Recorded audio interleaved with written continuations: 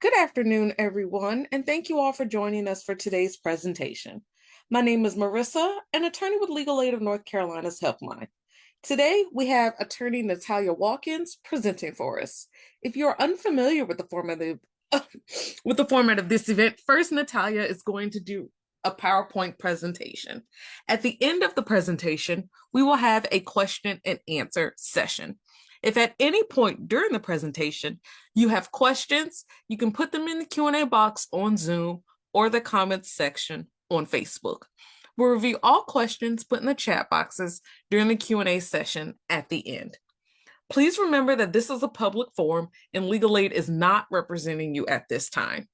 Natalia will go over this in more detail, but please remember to keep your questions as general as possible, as we cannot provide any legal advice specific to your individual situation. The session will end when there are no more questions, and regardless of where we are, we will have a hard stop at 2:00 p.m. With all that being said, I'm going to pass it over to Natalia to get us started. Thank you, Marissa. So as Marissa mentioned, my name is Natalia Watkins. I'm a staff attorney with the Medicaid appeals team for Legal Aid, and that's who's presenting today this presentation. Today, the presentation will be on Medicaid service denials. Legal Aid is a statewide nonprofit law firm. We provide free legal services in civil matters to low-income people in order to ensure equal access to justice. So some of the areas that we do provide assistance on is consumer law, debt collection, repossessions, and then also disaster relief has been provided in the chat. Those like impacted by Tropical Storm Helene, and like FEMA assistance we've advised on. We also advise on domestic violence, education matters, admissions, disciplinary, special education, employment, so unemployment benefits, housing, like evictions, habitability issues, and also on expulsions, and then also as well public benefits, so Medicaid, food stamps, Social Security, disability. So what we'll be going over today is commonly used acronyms and phrases with Medicaid service denials, Medicaid health plan providers, and as I mentioned, the appeal process for Medicaid service denials. Some of the acronyms you may see used within the PowerPoint, and just as I'm speaking, I'm just going to go over a few of them. An ALJ is an administrative law judge. That's the judge that will oversee proceedings dealing with like administrative agencies, those not dealing with like a state or local federal court. Also, we may say LME, which is the local managing entity. Typically, these are going to correspond with the tailored plan populations. These are the set Medicaid health plans in a certain county or area. And then also we'll mention MCO, which is managed care organizations, which are kind of all the standard health plans. And then if you have like the tailored plans, and then also we'll mention OAH, which is the North Carolina Office of Administrative Hearings, and that's the office that handles the Medicaid service denial appeal hearings. But so some of the Medicaid managed care organizations are as follows. With the standard plans, you have Amiri Health, Healthy Blue, United Healthcare Community Plan, WellCare North Carolina, and then Carolina Complete Health. And then there are four tailored plans. And again, these are going to be based on someone's county. It's going to be Alliance Health, Partners, Trillium, and Via. Okay. So the different types of Medicaid service denials are denials or partial denials of covered Medicaid services, including the length of the authorization period. This could be a denial of a prior authorization, and typically dental and many vision service denials are going to be coming from the Department of DHHS, that handles all of Medicaid. This can also be a reduction or termination of previously authorized service. It can be a failure to provide service in a timely manner. This can also be considered a denial of payment for service. And a Medicaid service denial is not a denial of reduction or termination of Medicaid coverage. That would be considered what's called a Medicaid eligibility decision. So basically, this service denial is not eligibility for a Medicaid program, so full Medicaid, or anything like that. And then other like service denials would be like a denial of payment for an MRI, denial of approving an MRI, or like denial of covering a prescription drug. Those would be different types of service denials. But so just a brief kind of overview, just eligibility decisions denials. These decisions will come directly from a local DSS office. This would be a decision when someone's applying to receive Medicaid or when they're having like a recertification for Medicaid.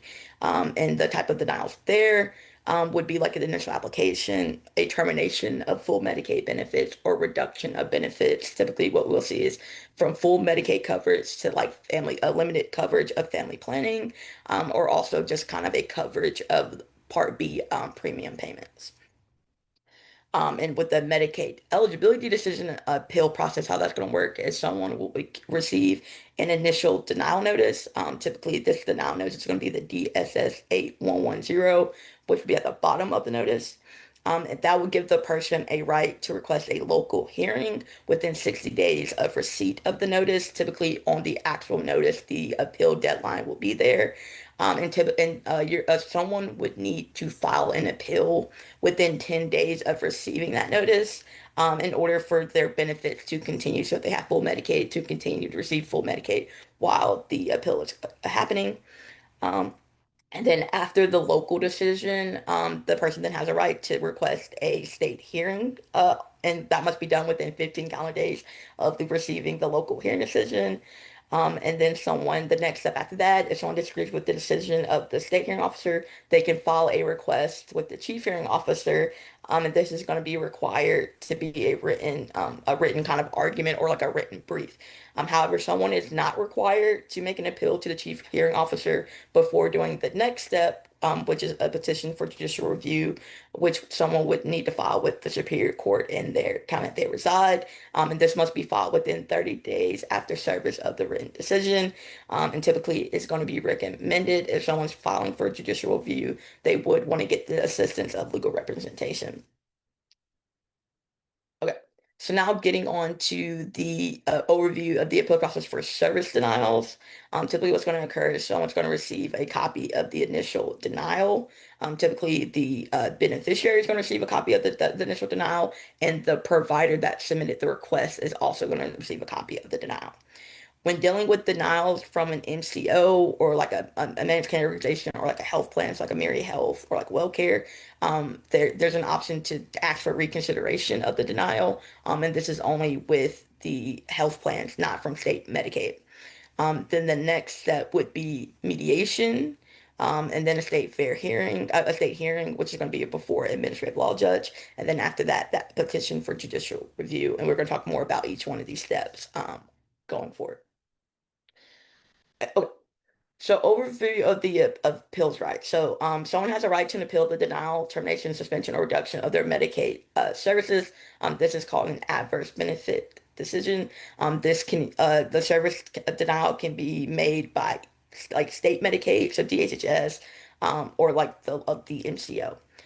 The person has a right to a fair hearing, and they have a right to a written notice.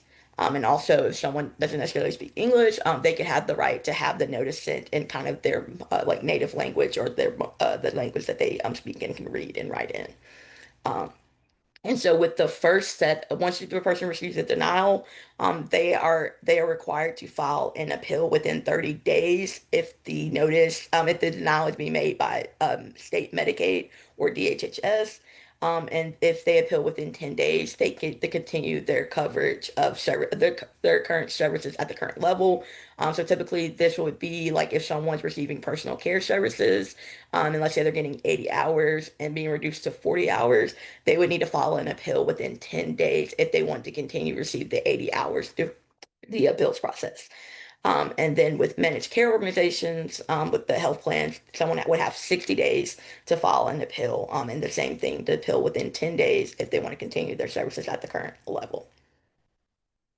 Uh, so the content of the written notice, the notice must include the name of the person that's having their services denied or changed. Also give a reason for why the service is being denied.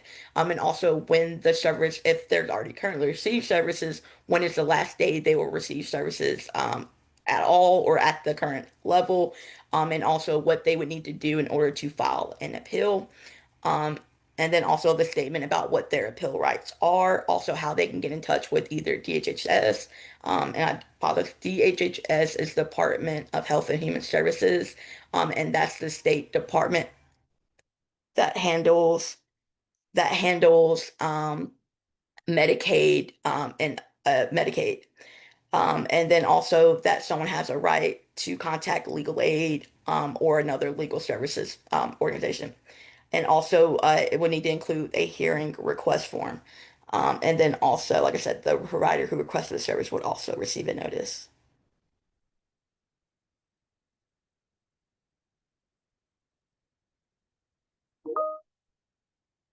Okay.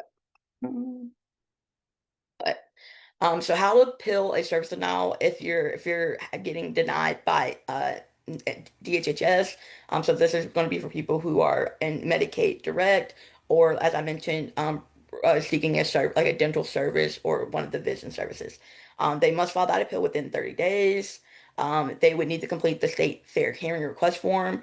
They would need to return to OAH. They can either submit this by going on the OAH portal, the Office of Administrative Hearings portal, if they're signed up for e-filing, or they can fax it to OAH. And then OAH will open the case and refer the case to a mediator for voluntary mediation, by telephone. And this will typically be held within 25 days after the hearing request form is received by OAH. And then as it relates to managed care organizations, like I said, they will have a right to appeal. They have 6 days to appeal for what's called reconsideration review. And so that's like an intermediary step with the managed care organizations. And then after at that, the decision is still to deny the coverage, then they would have 120 days to appeal and to make the request for state fair hearing. And the same kind of process, where it can either be faxed, mailed, or sent over the line. And again, OAH will refer for a mediation. Mediation is voluntary, and it typically is by phone. And typically, this will be held within 10 days of the state fair hearing request being received. And also, typically with mediation, it's required that it happens within 25 days of the request being sent. If someone, typically it is usually scheduled within a week of it being sent. However, someone needs more time to kind of prepare. They can't ask for like a continuance with the mediator to extend it, but typically mediation will need to happen within 25 days. Someone can also choose not to do mediation. But mediation can be kind of important, be great. It's in time to kind of get more information about why something's being denied or terminated. So while preparing for mediation or the hearing, a beneficiary will want to start gathering their documentation. They want to start organizing their the medical records. They would also likely want to be requesting medical records from their provider or have those additional records sent to DHHS or the MCO. And you have a right to request the information that was used by DHHS or MC or the MCO, to make their decision. You're entitled to know what was used to base their decision on. You also have a right to share additional information, to show medical need for the service requested, also including like a letter or an affidavit from the medical professional detailing more information about why it's so necessary.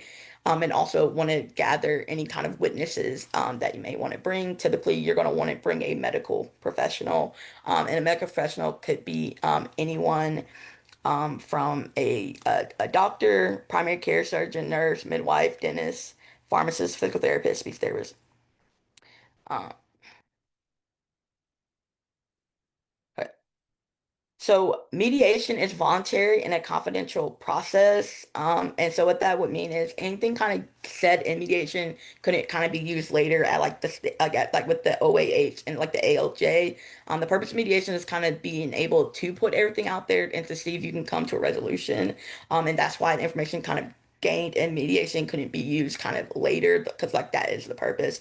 And typically, if someone does miss mediation when it's scheduled, that can result in a dismissal of the appeal request. If for some reason, for any reason, someone's not able to do the mediation, they would want to immediately give notice to the mediator or to the MCO about the fact that they can't make it. Also want to include a good reason or good cause for why they can't make it. So that could be like if someone has children, a child is sick, they're unable to attend, or they're sick, or just things happen.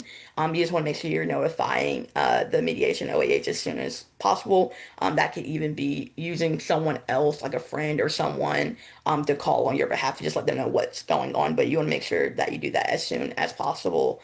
If you know you may not be able to make it, and for any reason, like let's say like just due to the timing, you have something scheduled prior. You're thinking, oh, that should be done. I should be able to make it. Just to go ahead and give that notice that, hey, I may have this going on and maybe a reason why I can't make that date. At least it's already known why you might be missing. And again, who's going to attend mediation? It would be the beneficiary or their representative. It's going to be the third party neutral mediator. There will be representatives from DHHS or the MCO, which could be a nurse, a doctor, or like a dentist. Typically, it's going to be someone, the person that reviewed the medical information that made the decision to deny the request. You can have your representative, you can have your witnesses. And typically, if you are going to be represented and you're an attorney on the beneficiary's behalf, is going to be at the mediation, then an attorney for DHHS or the MCO will also attend. And if you are going to be represented, you want to make sure that you're letting DHHS, letting the MCO or DHHS and the media know right away. That way they can ensure that an attorney is present. Because likely if they don't have notice prior and an attorney shows up, they will likely end up rescheduling the mediation to make sure an attorney is available for the MCO or the DHHS. And what can happen at the conclusion of mediation, if the matter is resolved, the mediator will file a report with OAH, doing a dismissal. If it's not resolved, then the case would move on to the ALJ hearing.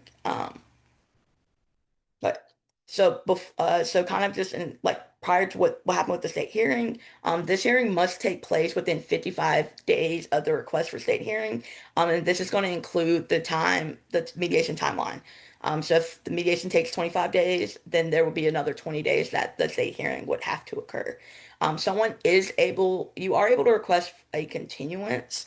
Um, if for like if the date gets scheduled and you need more time, you can request a continuance, and that would just be seeking a later date for the hearing. But you would need to likely make that request in writing and send that to the OAH. The ALJ, so the administrative law judge, they have discretion on whether or not to approve a continuance request. There's no guarantee, and you want to include the good cause reason for why you're making the request. So good cause could be like, you need more time to gather information, or let's say you have something coming up, that would be good cause. Just know, you should be prepared that the ALJ may deny the continuance, and you want to make sure that you're ready for the hearing date. You just don't want to not show up for the hearing. You want to make sure that you do attend, and you can always, make that request again for more time and kind of plead your case. But you don't want to just not show up because you needed more time. You want to make sure you attend the hearing. And during this process, you want to continue to gather additional information and provide that to DHHS or the MCO. Okay. And also during this time period, the MCO or the DHHS, they can change their mind, depending on what additional information is being provided. They could, end up approving the service. And then at that point, you can decide on whether if you want to kind of, like, get rid of your appeal or rescind the appeal. So just know that they could change their mind before a hearing, if they get additional information or because, throughout this process with additional information, they may be reviewing the case. So as mentioned, a state fair hearing will be before an administrative law judge, an ALJ. Typically, the hearing will be held by telephone. However, you do have the right to request an in-person hearing. Typically, the in-person hearings will be in Raleigh, held in Raleigh, North Carolina, typically. And like and Yep, and the notice, and you'll receive a notice from OAH telling you how what what the date of the hearing is, and if it's going to be by telephone. Typically, they'll do a conference call, and they'll have the conference call information on there. And so typically, who's going to attend the hearing? The beneficiary, the representatives from the DHHS, the MCO, your witnesses, and likely an attorney from DHHS and MCO will be there regardless if the beneficiary is represented or not. Typically they will be there anyway. But so an ALJ is required to review all evidence submitted after the initial decision. So as I mentioned, you're able to continue to provide information, even if that was information not originally had was given to the MCO or DHS when they made their decision. The ALJ is required to review that additional information when determining whether or not to actually approve the service. And just let you know, rules of evidence do apply, and the rule of evidence are based on North Carolina state statute and the court rules. And even if something doesn't meet the rule of evidence, it could still be the ALJ's discretion to admit certain evidence under certain exceptions. And then as it relates to burdens of proof, and a burden of proof is just basically who's required to kind of prove the case or who has the burden of proving the case. So if it's for a request for an initial service, a medical necessary service, then the beneficiary and the provider are going to have the burden of proving or making the case for why the service should be approved. And typically that would mean at the state hearing, the beneficiary would be going first and making their case and making their evidence. But if it's a reduction or termination of services, then the DHHS or the MCO has the burden of demonstrating why the person no longer, qualifies for the services, and why the services should be reduced. And this burden standard with these are preponderance of the evidence, which means more likely than not. And so this is typically the standard with civil cases. And so basically how it would be explained is you would need to have 51% of the evidence on your side. You would need to have more of the evidence on your side in order to be successful. Um, and additionally, it's recommended that you submit your evidence with at least 5 business days before the hearing. If the evidence being provided at the time of the hearing or very close to the hearing, with in a day or so, then if the DHHS or MCO requests a continuance, the ALJ is required to grant it, and they could have up to 15 days, request up to 15 days in order to review that information. And likely, if, like I said, prior to the state hearing, but because of new information is being given, if the DHHS or MCO do, like I said, approve the decision, likely they will ask you to consent to a joint closure of your appeal due to the fact that it's been approved. And oftentimes, with the initial ALJ hearing, we would call it what's called a soft hearing, where basically it's going to be kind of an informal settlement conference. So the ALJ would not be a part of this, but basically they would just be, having you guys speak again based on kind of all the new evidence. Can you come to some type of agreement or resolution that everyone can be happy with? And then, and again, the ALJ, their staff won't be present. It'll just be, beneficiary, the representative, or DHHS and MCO. And if the parties don't sell at that point, then likely the ALJ will either go forward with the formal hearing on that day or may give additional time to kind of review all the evidence and new submission and make and do like a final date to submit evidence. Uh, so just be again prepared, even though we're mentioning likely usually they do like what's called a soft hearing. Would need to be prepared and your representative be prepared to actually have a hearing on the date that's already scheduled. So just some kind of things to go over with like courtroom decorum and just conduct. You make sure that you're always addressing the judge as your honor or judge. And you want to address the attorney representing DHS or MCO as Mr. or Mrs. and their last name. And any of the witnesses you will want to be addressing them as their kind of their formal name, Miss, Mr. And then also oftentimes, people may not agree with what a witness is saying, but it's really important when you're questioning the witness or anything like that, that you're not accusing the opposing witness of lying.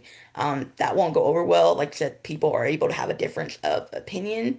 However, if they are making a statement that's kind of contrary to the evidence, or it seems like it doesn't align with evidence, especially if it's like a doctor or a nurse, and they're saying something, but based on maybe their written notes from why they denied it, they're not lining up. That is something that could be pointing out that, hey, this seems like an inconsistent statement. You said this in the written report, but now you're saying this, like clarifying.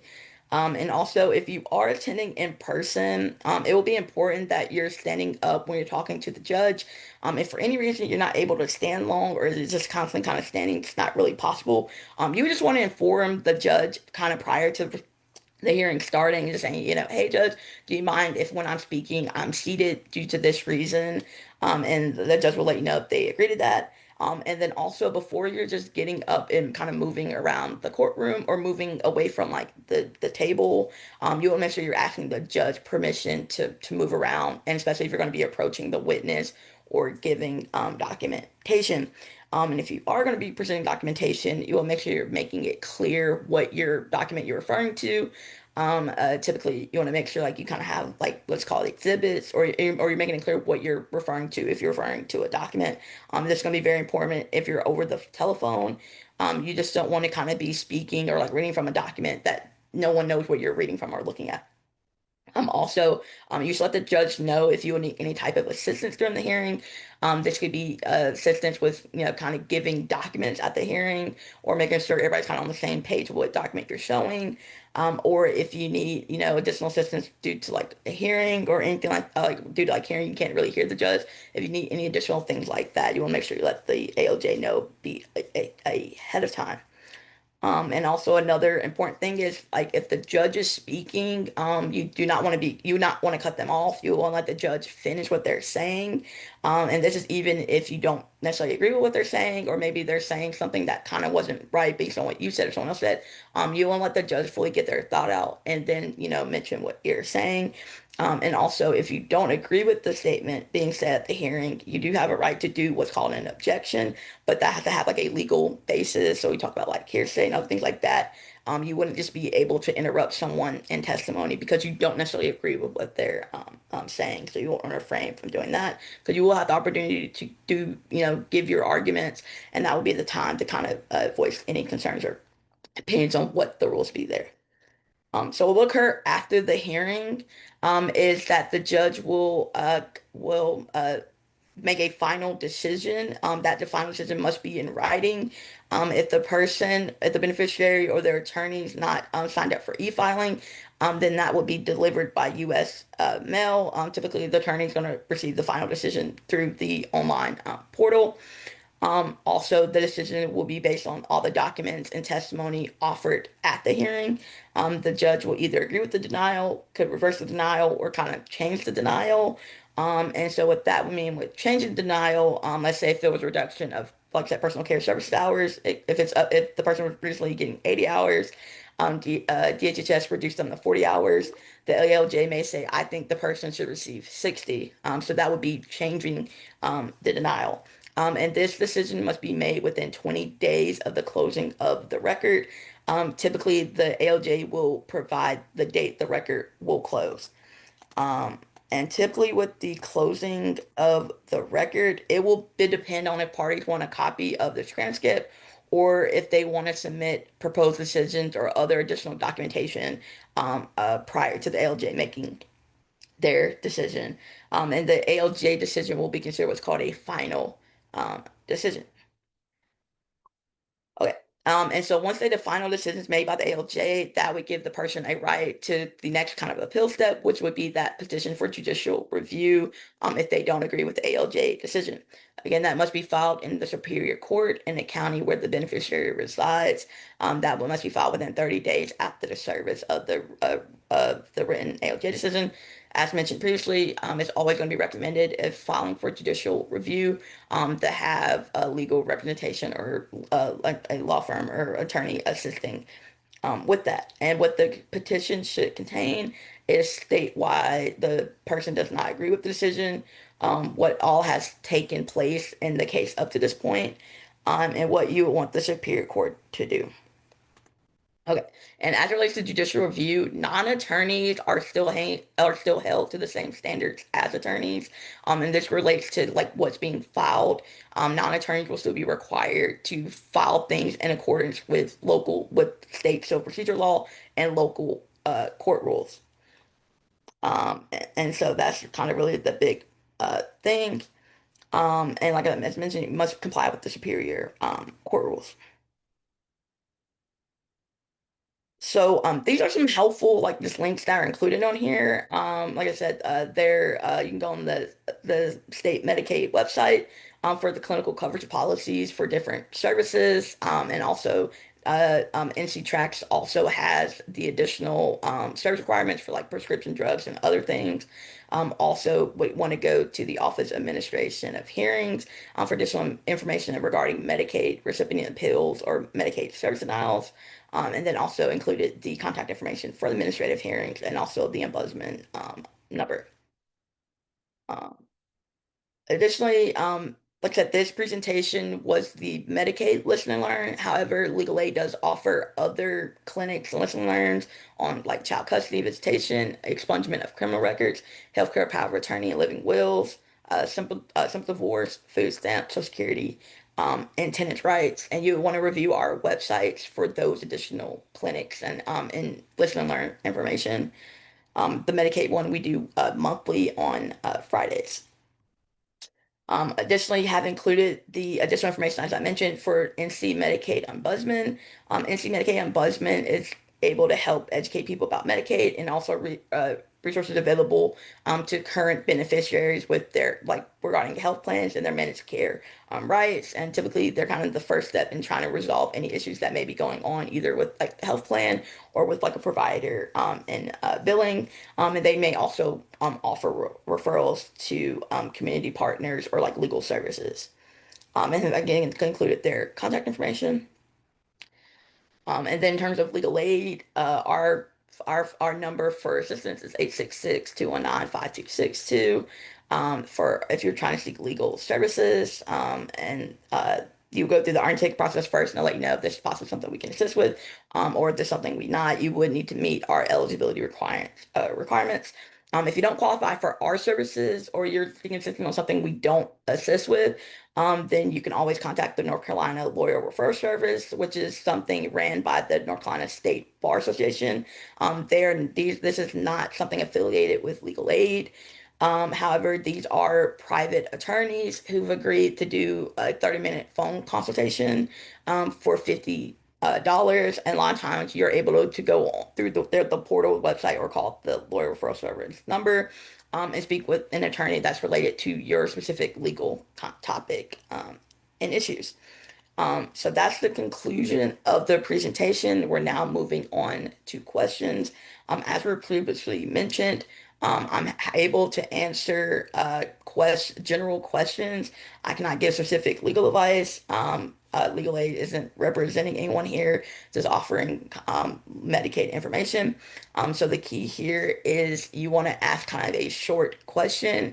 If your question is really long and you're adding a lot of details, typically that means you're going outside of a general question. And depending on how much information you give, I may not be able to answer the question. So it's really important to answer general questions. So today's presentation was on Medicaid service denials. However, I am happy to answer any questions regarding just Medicaid generally. So eligibility questions, or even billing questions, so they don't have to necessarily just be relating to the current presentation. I will now open the floor to questions. Awesome. If you have a question, you need to type it in the Q&A box on Zoom or the comment section on Facebook. Not seeing any questions at the moment, but gonna pause for just a few moments here to see if any questions do come in.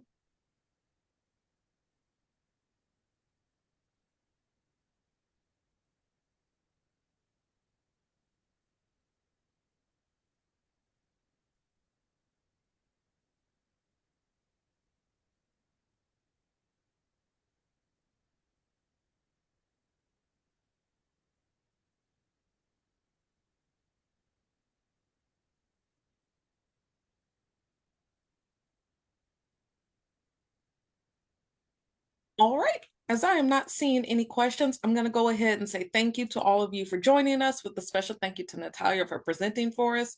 If you would like to review any of the information that was discussed today, we have posted a recording of today's event to our Facebook page. It will be immediately available. You can access this recording with or without a Facebook account at www.facebook.com/legalaidnc for about 30 days. And then after that, you can access the recording at any time on Legal Aid of North Carolina's YouTube page.